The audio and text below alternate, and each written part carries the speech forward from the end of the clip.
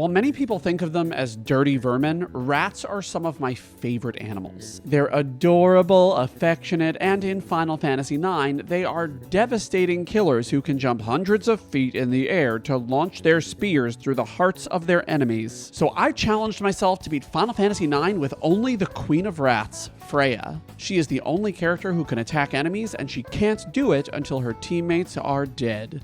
And as usual, if she's not available, everyone else will have to squeak their way through the best they can. The full set of rules are in the Descridly-Do, and for the first time in this channel, let's actually jump right in. As these challenges often go, we begin without our main character. So we name Zidane Stuart Little and begin our quest to find the Rat Queen. And on the way, we meet Vivi, name him Fievel. Fievel? Papa! Fievel! Papa! Fievel! Kidnap a princess, get intercepted by Steiner, whom we name Splinter, and get bombed to hell by Mother of Princess. And don't worry, we're almost there. So we burn up some plants, scorch Mage Mouse 1, rename the princess we kidnapped Gadget, buy some wrists in Dolly, which we'll talk about later, and slash Mage Mice 2 and 3 to bits. And finally, we meet the Queen of Rats, your rat's favorite queen, and also your favorite Italian plumber's favorite mouse. And the rodent in question, of course, is Ms. Mouse.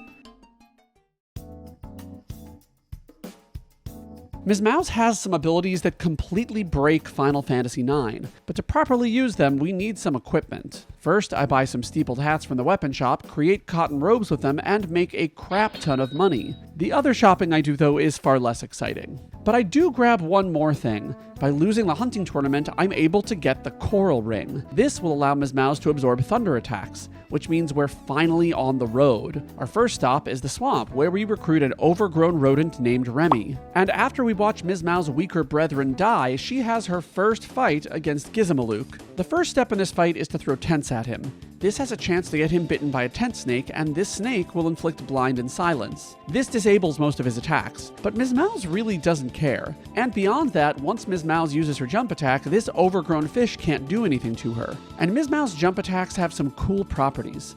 First, her jumps are always non-elemental regardless of her weapon type. And second, they're unaffected by row. That means that she can always sit in the back row where she'll take much less damage from physical attacks. So Gizmaluke can't cast magic, he misses most of his attacks, and Ms. Mouse even goes into trance form before the end of the battle. But since he's almost dead at that point, her trance doesn't really affect much and she stomps him out of existence. And we'll talk a little bit more about her trance when it becomes more relevant. Splinter and Gadget now have a brief interlude, but then we're back to mousing around in Burmecia, a land without sunlight, with only rain, and that has clearly been infested by a devastating and invasive predatorial species, cats. And you can tell that because of all of the dead mice. That's so stupid. And I make my first big mistake here. Ms. Mouse fights some of these cruel green kitties, and with their gradual petrify attack, they turn her to stone, popping my death cherry for the run and ending my dreams of the perfect playthrough. But that's okay, because the next battle makes up for it completely. General Beatrix has given me a lot of trouble in every run, until this one, because we now see the full power of Ms. Mouse's jump attack. Its power does not lie in its ability to deal damage, it's actually all about its ability to disrupt enemy AI, because the battle with General Beatrix ends after Beatrix has taken 10 turns, and normally she just whacks until my little mice die, but when Ms. Mouse is the only character and she jumps up in the air, Beatrix's AI gets a little confused. Rather than waiting for Ms. Mouse to descend and taking her turn then, she takes her turn immediately once her ATB fills. And to add insult to injury, Ms. Mouse enters trance during this battle. That means that she can jump up into the sky and just stay there. In all, Beatrix is only able to take 6 of her 10 turns, and she spends several of them casting Thunder Slash. This does no damage to Ms. Mouse due to her Coral Ring.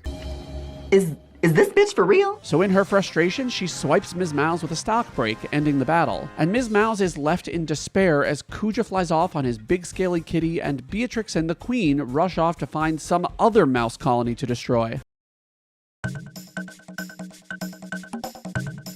we have a quick interlude to follow Splinter and Gadget. And I won't talk about the battles here in great detail because Ms. Mouse isn't in the party. However, there are a few important preparatory steps to complete here. First, I head to Dali and grab 99 more wrists. Then back to Traino to perform the cotton robe infinite money trick again. Then I watch the Traino Tradition ATE, in which Gadget gets robbed, and then I chat with the four-armed man to get a power belt with the money he stole. Then, with the excessive amount of money I got, I synthesize a Kachusa, which I don't know how to pronounce.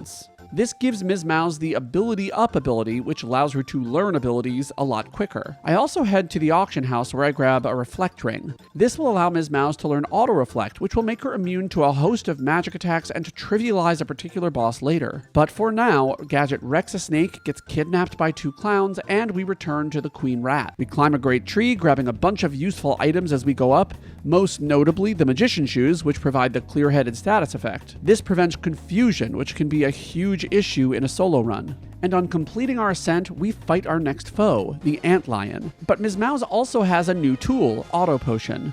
This skill, as you might expect, automatically uses a potion whenever a character gets hit. This will ensure that I always have enough time to select my next attack before the enemy can get off its next attack. And while I was fearing the Antlion's Sandstorm, canceling out its attacks with jumps allows her to avoid almost all of its follow-up attacks and take it out in just a few more jumps. So we do a little dance, break a little harp, and then grab an important and speedy gem from the High Priest. This is incredibly important for later. But for now, we just store it in our shoes and fight General Beatrix a second time. And Ms. Mouse's jump attack is just as broken in this fight as it was in our prior skirmish. Beatrix gets in 3 out of her 10 attacks before Ms. Mouse goes into trance and jumps into the air. And after Ms. Mouse finishes her spear strikes, Beatrix immediately ends the battle. So one more Beatrix fight to go. And at this point, Queen Braun destroys the city of Clara, obliterating the last civilization of her people and decimating Ms. Mouse's species. Unfortunately, Ms. Mouse's character development kind of ends here. And I wish they'd done more to flesh out her character rather than just leaving it here, but it's okay, and I will just have her destroy everything to make up for it.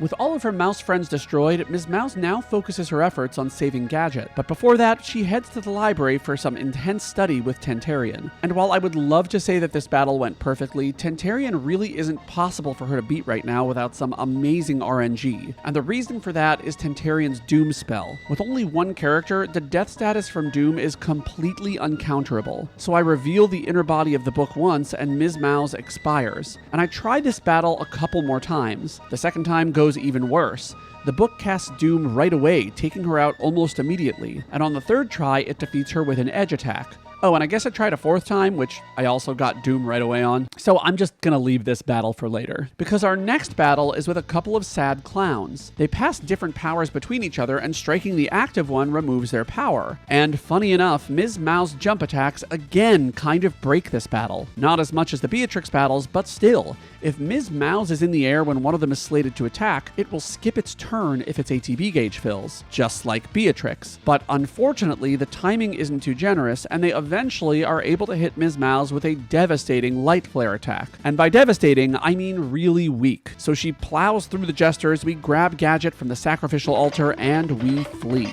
And whom should we encounter but General Beatrix? And this battle goes exactly as you might expect. Ms. Mouse goes straight into trance, flies into the air, and skips almost all of Beatrix's turns, making this an easy win for the Squeak Squad. But it's not over, because Queen Braun now sicks some dogs on our rat friend. So once Ms. Mouse once again kills General Beatrix, she jumps into the air and dive bombs them into oblivion. The other rats in our party fight a few dog battles of their own, but we return to Ms. Mouse. And unfortunately, Beatrix has been auto-revived from death, but it takes all of 2 seconds to kill her and start jumping again. And these puppies, clearly yoga enthusiasts, become downward dogs, and Splinter rejoins the party. And Splinter too dies to the spear of Ms. Mouse within seconds. She trance-spears the pink doggos, Gadget escapes, and then we say goodbye to Ms. Mouse for quite a while. While I won't be talking about the bosses in this section, that doesn't mean I can skip the outer continent entirely. Ms. Mouse might be gone, but her allies need to get her some gear while they're away. So after they fight off a snake and acquire Gadget's Rama summon, we head to the outer continent. Lonnie is no big deal, I have Queena eat Big Bird, and then I head to Black Mage Village. There, I make a Medane's Ring, which teaches the body temp ability. ability. We'll talk more about that later. Then we have a double set of marriages, after which we meet Eiko, whom we name Minnie. We fight an ogre, a big tree, and a big red guy, and then big red guy joins our party, and we name him Daroche. And finally, we head back to the dead tree. There, Kuja uses Queen Bronze Dragon to destroy her, and it's incredibly satisfying to see. She killed the rat people, and now she dies. Good riddance. But we don't get our rat queen back quite yet. The party heads to Treno, where I make a set of feather boots, and I will really need those later. We also have to win a card tournament. Winning the card tournament gets us the Rebirth Ring, an accessory that teaches auto life, which I will need for another battle later. Quite desperately, actually. And finally, I get one of the most important items in the game. Kuja attacks Alexandria, and Gadget is now commander-in-chief of the army. So by having her select the correct orders for the Knights of Pluto, she's awarded with the Angel Earrings, which have the auto regen ability. So once Beatrix and Splinter kill some undead bugs, we finally reclaim Ms. Mouse and rush to save Gadget.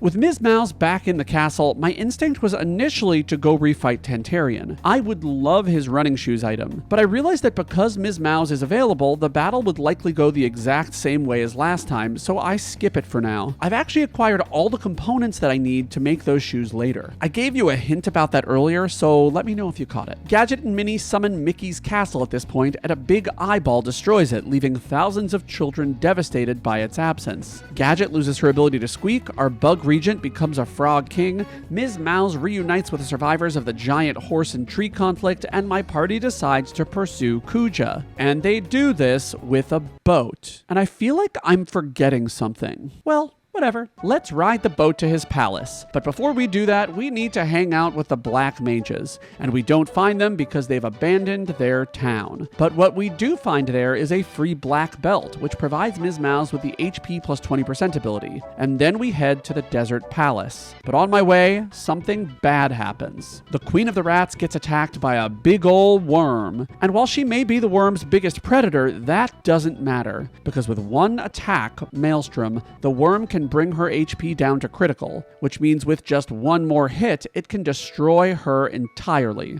She's going vegetarian, folks. Seeds and nuts only from now on. But the second time going through the desert, I use a technique called stutter stepping. By hitting the control pad and never actually completing a single step, I can walk through the desert without having a single encounter. And this allows me to fall headfirst into Kuja's sandpit trap. And this is where things get fun. Normally, the next two sections of the game, Organ Broth and the Desert Palace, need to be completed by two separate parties. But we are not going to do that. Instead, we're going to have Ms. Mouse complete both. She is a feminist, so watch her cook. We start by bringing her to Organ Broth. The twin clowns fly us there in an airship, and running through the Forgotten Continent, I get in big trouble, because the random encounters in this area represent a huge difficulty spike. The Cactuars here, while amazing enemies because they give a ton of experience, take out Ms. Mouse with just a few physical hits. But she eventually gets her revenge, jumping a bunch of them to death and getting a ton of free experience. But that's not all. A giant house also kills her, which is frankly just embarrassing. But she gets revenge on a different house later. And finally, we make it to Organ Broth, and I change around Ms. Mouse's abilities a bit. I give her HP plus 10% and 20%, and even more importantly, I give her the Clear-Headed ability, which prevents confusion. And finally, before I came here, I got rid of all of my regular potions. And let me explain why. Auto Potion automatically uses a potion when you're hit, but it always uses the lowest ranked potion in your inventory. So if you have regular potions, it will use them, but if you have high potions, it will use those instead, healing a bunch more of your HP. So by getting rid of all of my regular potions, I can now restore 450 HP every single time the next boss attacks, which is great. And finally, I do one more thing. I give Ms. Mouse the Bird Killer ability. So on to the fight with Ark. Ark has a couple of nasty tricks. First, it can use Propeller Wind, which causes confusion. And this doesn't affect Ms. Mouse because of the clear-headed ability. It can also use Boomerang, which does physical damage. But most importantly, it uses Photon, which reduces HP to 1. So if it uses that, followed by any other damage-dealing attack, I could die. Fortunately though, whenever it uses Photon, Ms. Mouse immediately will restore 450 HP, keeping her pretty safe. So I have Ms. Mouse jump, and then I do something weird here. I switch Ms. Mouse to the front row. That means that her physical attack damage is now doubled, and I just auto-battle with her. With Bird Killer, she does extra damage to Arc, and she takes very little damage from all of Arc's attacks. I occasionally take a break from auto-attack to heal, but that's fine. This truly is the fastest way for her to defeat Arc, and it's pretty safe. Not perfectly safe due to Photon though, so I add another layer of protection. I have her use Rice's Wind. That gives her the regen status. This means her HP recovery without doing anything is now sky high. So after bashing this boat with her lance, it finally goes down. And that means it's time to reset the game, because I have an extra save right before Organ Broth. So I next beat Organ Broth with the B team, and then I head back to the Desert Palace with Ms. Mouse. I head through it, activating each Bloodstone, and finally fight Valiapira. And while there are a lot of ways to complete this battle, I elect to use the Angel Earrings. These will give Ms. Mouse the auto regen status, which will allow her to withstand anything Valiapira throws at her. And because we got all the Bloodstones, its attacks have very little power. So Ms. Mouse very simply auto-attacks this pillar to death, proving herself to be the very best rat of all. And I actually just realized that I was supposed to use the Reflect Ring here. Whoops. That would have actually trivialized the battle because Valiapira only uses magic that can be bounced off of you by Reflect. So whatever, it's fine. Anyway, Kuja has prepared for this inevitability and kidnaps Minnie. So we follow him all the way to Estogaza. And there, Ms. Mouse gets frozen and shattered by whatever these assholes are. I hate them. But I eventually make it into Mount Caligula, where I realize I've learned literally nothing because I also get burned by these stupid bumheads. This status causes the character to immediately die when they take an action. And since I can't move without dying, they just mow me down. And both this and the freeze status could have been easily prevented by the body temp ability, by the way, which just makes me disappointed in myself. I'm bad at video games. But anyway, my next challenge is a couple of dragons. Their wind attacks really pack a punch, as do their physical attacks, but with her Lamia's Tiara, Ms. Mouse takes half damage from wind attacks. However, they still do manage to deal considerable damage to her, but she doesn't really mind since she eventually just goes into trance, allowing her to rain down destruction upon them, destroying the first dragon with aplomb. And without a buddy, Dragon 2 stands little chance against her. And the second set of dragons also puts her into trance, although she isn't able to take one out before it ends. But with one more jump attack and 2 physical attacks, she takes out the first, and the second gets jump attack to death as well. And that means it's time to fight a fusion of 2 clowns, Multigamini. And frankly, this boss was not an issue. Its strongest attack is Bio, which does about 600 damage and is easily healed off by auto regen. So Ms. Mouse jumps and occasionally uses a high potion for safety, and this blobby monstrosity is quickly skewered. And with its death, a few awesome things happen. We rescue Minnie, and isn't that awesome? But more importantly, we claim her new accessory, the ribbon. This absorbs wind and water damage. But even more importantly and awesomely, we rescue Hilda, who reverts the awesome former Aglopian, now Fraugian regent back to human form and gets us our airship. We next fly over to Ipsen's Castle, and this place is weird. The weakest weapons have the most attack power here. Kind of. Let me circle back to that in just a second. So I ultimately decide to equip Ms. Mouse with a weak weapon, the Javelin, and commit to physical attacks. Great move, Tantacles. You are not going to regret this. So I grab the mirrors out of the boss room, and then I fight Taharka. And here is where I realize that I am in fact going to regret this, because I made 2 mistakes. Number 1, I put my foreshadowing way too close to the payoff. You are not going to regret this. And number 2, the increased power of a weak weapon does not apply to Ms. Mao's jump attacks, only her regular physical attacks, which I find out after she goes into trance, which sucks because I wasted a trance attack jumping. It did almost no damage, and I could have just used a physical attack to do a ton more. So my strategy is just to keep auto regen and auto potion equipped and drop her into the front row. foe. This way, Ms. Mouse can attack with full damage when Taharka is in his open stance and wait him out in the closed stance. Though I do occasionally attack him accidentally in his closed form and get counterattacked with Ram. But auto regen gives great recovery, and auto potion does the same and slows down Taharka quite a bit, as I mentioned before. But not enough to stop her from getting into serious danger. But the Rat Queen knows no fear and spears Taharka into submission, bringing order to Ipsen's Castle. And completing Ipsen's Castle means it's time to take our 4 mirrors and fight the 4 Guardians. Ms. Mouse and DeRoche fight off the Fire Guardian off-screen, while the other characters complete their battles independently. So after we defeat all 4, we fall into Tera. Tera is one of my least favorite areas of Final Fantasy IX. Not in terms of plot, it's actually really cool, but in terms of the enemies. Almost all of the monsters here can inflict a viral plague, preventing experience and AP gain. And even worse, this eyeball dude can cast roulette. This causes instant death to either herself or, as happens to be the case in this playthrough, to Ms. Mouse. And there's literally no defending against it, which is frustrating. But what's even more frustrating is the mini-boss gauntlet I have to fight after it. This gauntlet forces you to use almost all of your characters in battles against overpowered enemies, and since Ms. Mouse is the only character I've really leveled, it all becomes utterly macabre. That was fighting for gay rights, and people were killed. Nobody was killed at Stonewall. Nobody was killed? The first fight, though, we do need to talk about. Once Stuart Little survives a couple of turns, Ms. Mouse is able to swoop in and save the day. So after she kills Stuart Little, she does what she does best. She trances and jumps into the air to launch spears at her foe, killing him within seconds. The other 2 battles, though, while super annoying and increasing my death count by around 50%, do not involve Ms. Mouse. So therefore, I really don't care about them. Because we have bigger rats to roast. Before I begin the slaughter, I grab a pair of battle boots that we'll need in just a bit. But then we head into the White Dragon. It uses powerful wind attacks, so I keep Ms. Mouse equipped with Lamia's Tiara, cutting the damage by half. And once she hits her stride, this dragon is no match for her and gets run through. Garland is next, and while he can do a ton of magic and physical damage, Ms. Mouse has a unique advantage here. Because she's in the back row, all of his physical damage is halved. And with auto potion, she delays him, allowing her auto regen to heal her nearly to full after every strike. There's not much he can do to her, and he too goes the way of the rat spear. And finally, Kuja. And I thought this was going to be a huge challenge, and I was wrong. His attacks are so weak that he barely puts a scratch in her. And while nothing notable happened in this battle and he gets shish kebabbed incredibly quickly, believe me when I tell you that this next section is going to be insane.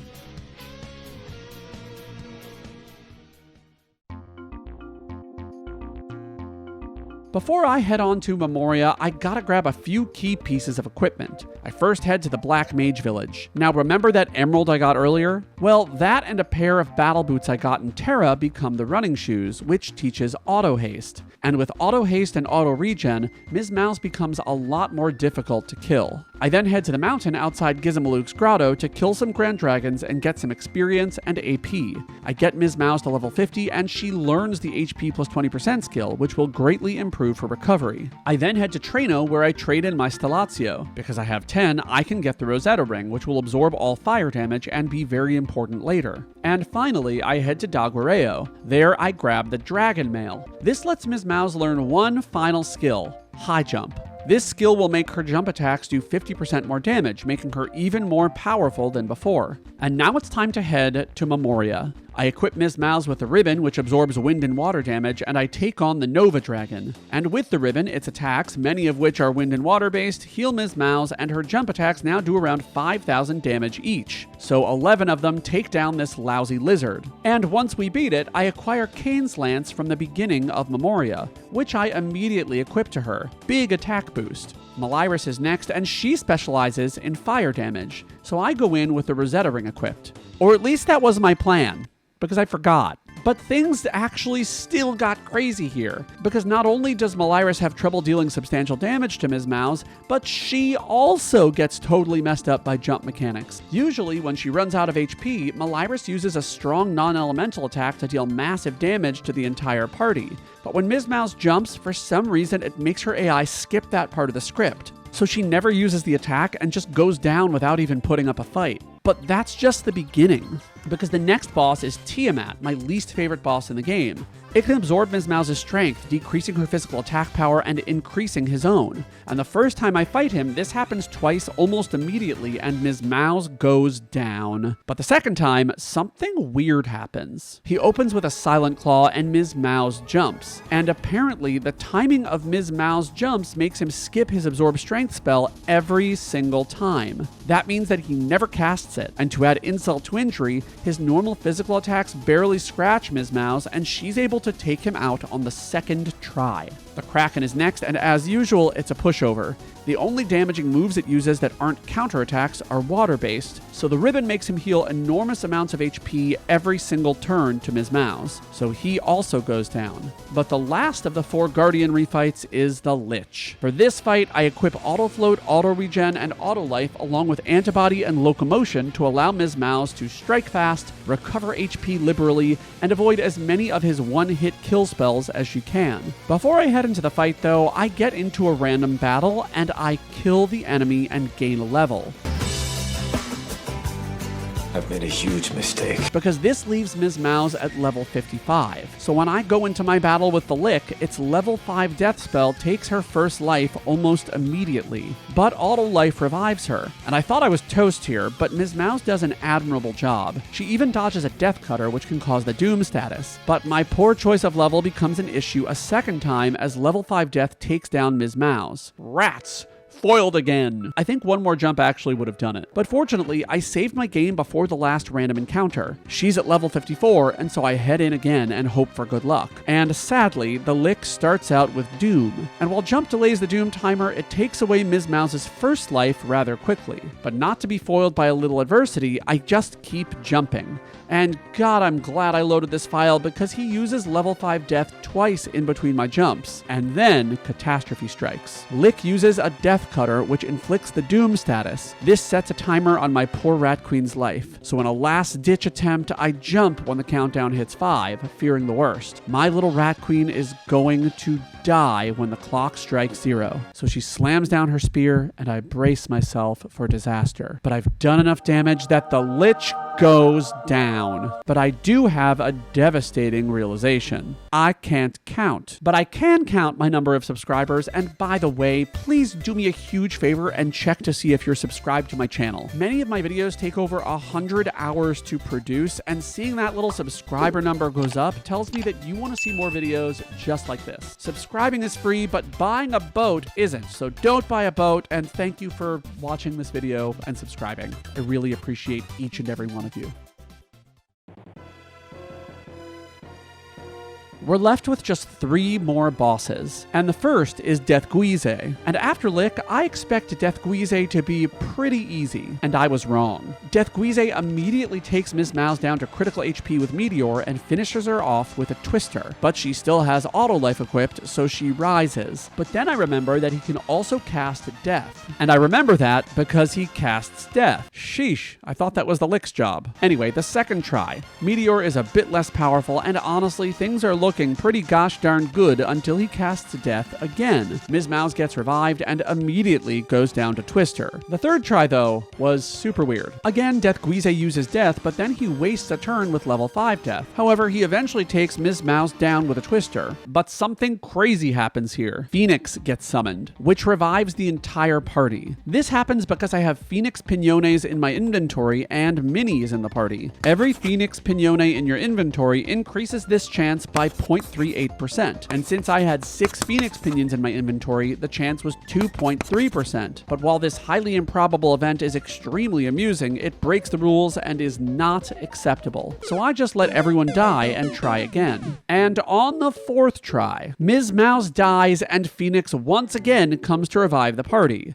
which still counts as a death. And on the next try, things seem to go better. Deathguz doesn't cast Death even once, and Ms. Mouse goes into trance, skipping a bunch of Deathguz's turns. But this time, luck is in my favor, and Deathguz goes down after about a bajillion jump attacks. This means Ms. Mouse heads into a battle with Kuja. I remove Auto Life now and give her Auto Haste and Auto Regen and head on in. And immediately, there's a problem. Kuja is doing way too much damage and takes out Ms. Mouse extremely quickly. This is not a problem I've had before in this battle. The second try goes just as badly. as does the third. But I have a theory. Oh, and Phoenix revives everyone again, which is crazy in terms of probability. Anyway, my plan is to increase my magic defense, but I don't have any armor that gives any more magic defense than the Carabini mail, which she was already wearing. But I do give Ms. Mouse the Venetia shield for more magic evade. And I die again. But then, I remove my status defense abilities and get a ton of HP. And every single time that Kuja casts a strong spell, I heal with an elixir. And I have Ms. Mouse pogo stick until Kuja goes down, which means it's time to fight the final boss of this run,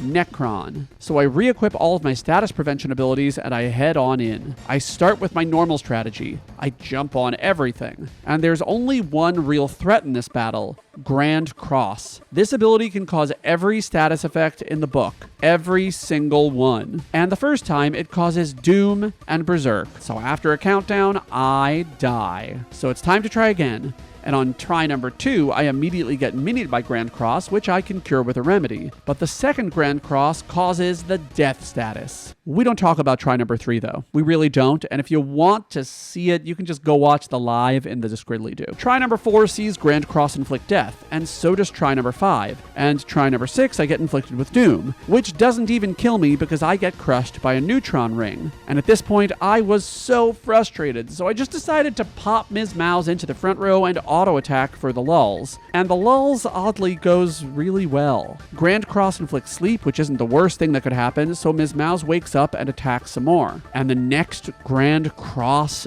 does nothing. And with just a few more attacks, I managed to take him down with just auto attacks. But if you want to see a challenge run where I don't win the final battle by only using auto attack, you should watch me beat Final Fantasy IX with only Vivi. Click right here to watch it. Bye.